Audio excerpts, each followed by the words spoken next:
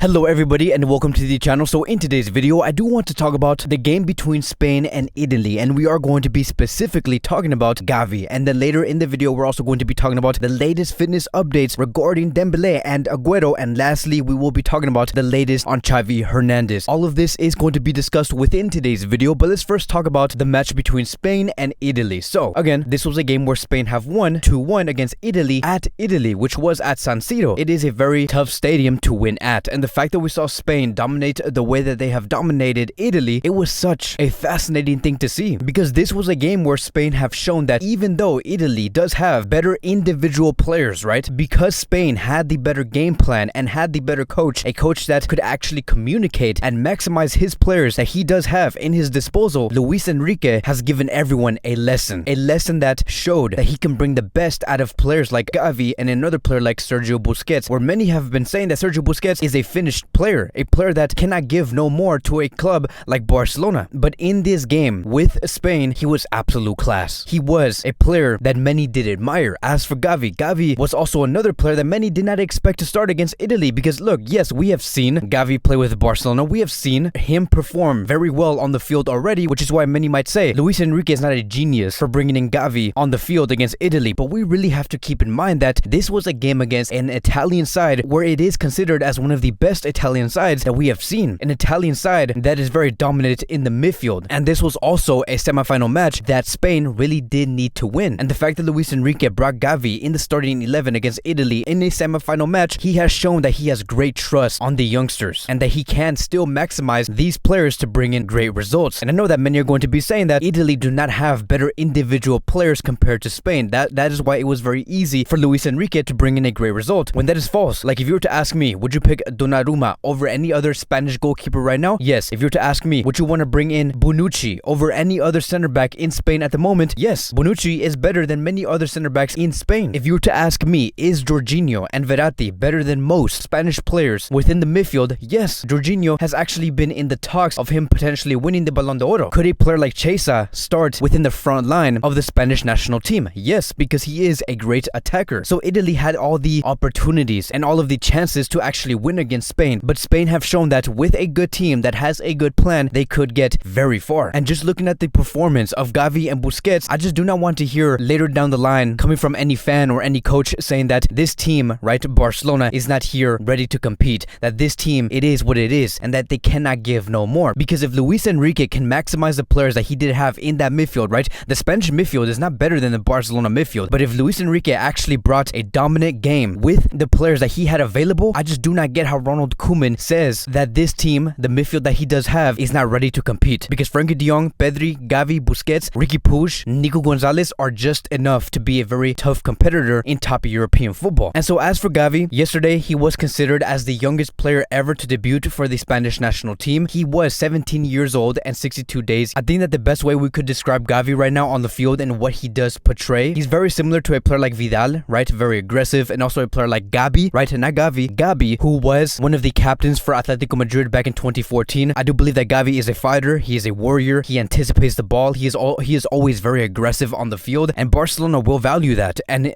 Barcelona have shown that over the past few hours, because it says here, according to Adria Albets, Barcelona have started talks with Gavi's entourage, and they have also spoken with the agent of Gavi. His contract currently does expire in 2023. They want to improve the terms of his deal, and the idea is for him to be registered in the main team next year. And honestly, this is the correct move, right? There is no other way to handle these negotiations but to extend Gavi's contract for another 6 to 7 to 8 to 10 years. This is a moment for us to realize that Barcelona do have another gem in their squad. Hopefully in the future we can see a midfield of Frenkie de Jong, Pedri, Gavi, a midfield that can dominate. And I think that one of the most interesting things that we could ask coming from Gavi is going to be this: what could this player actually become in about 5 to 6 years? What is going to be his final product? Because you can tell that even though Gavi have shown that he is very mature on the field, he is still very raw, because he can add so much more qualities within his game. But Barcelona in the end are doing a very big favor to themselves for locking down this player. So I do in the end want to congratulate a player like Gavi for being the youngest player to ever debut for the Spanish national team. And now moving on towards the next topic of today, and we're going to be talking about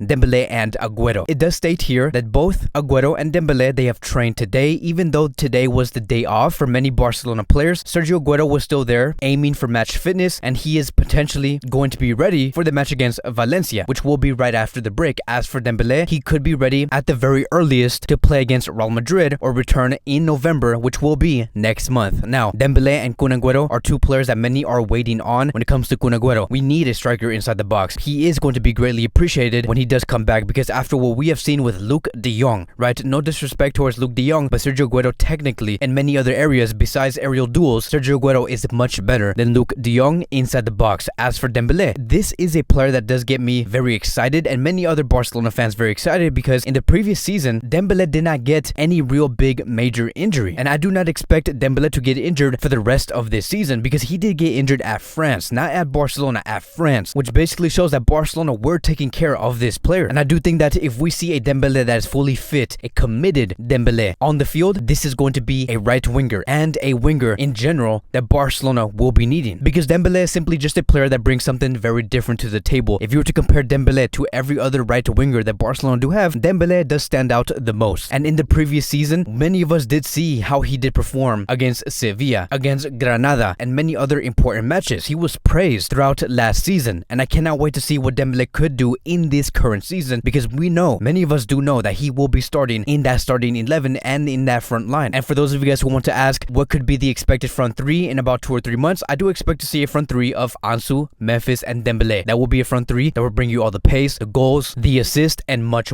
more. And hopefully in this current season, this could be Dembele's best season yet. And now lastly, I do want to talk about Xavi Hernandez, right? What is the latest on this coach? Well, it does say here, according to Adu Polo, that there has been contacts between Joan Laporta and Xavi Hernandez. The relationship has said to be very good, but there has been no contract negotiations nor any contract agreed between Laporta and Xavi Hernandez. It has also been said, according to the journalist, that Joan Laporta has informed towards Xavi Hernandez on why he is sticking with Ronald Koeman at the moment. And as of now, Xavi Hernandez will not be saying anything in public regarding his position with Barcelona, because he simply wants to give Ronald Koeman the respect that he does deserve. And then moving on towards the next journalist, which is Javi Miguel, he is almost basically saying the exact same thing regarding his position. And that is that there was a mobile meeting between Xavi Hernandez and Joan Laporta that did take place back on Monday, which was earlier this week, and they had more of a personal talk rather than a professional talk. There hasn't been any talks regarding Xavi replacing Ronald Koeman, which is very similar to what the previous reporter did say. Laporta simply just wants to inform towards Xavi Hernandez what is the current state of this club. I think that that is the idea that many of us need to get at this moment, is that Joan Laporta wants to inform just what the situation is like at Barcelona and what he has to do with Ronald Koeman moving forward. But the fact that Joan Laporta is informing this towards Xavi Hernandez, you can very well see that he does have Xavi in mind, because why else would you be informing this type of information of the current state of Ronald Koeman and Barcelona towards a coach like Xavi Hernandez? There is probably many board members within Barcelona right now, and especially with Joan Laporta, that are very convinced that Xavi Hernandez is the answer to replace Ronald Koeman. And I can get why they have not had talks about him potentially replacing Ronald Koeman. It is because they want to give respect towards Koeman, right?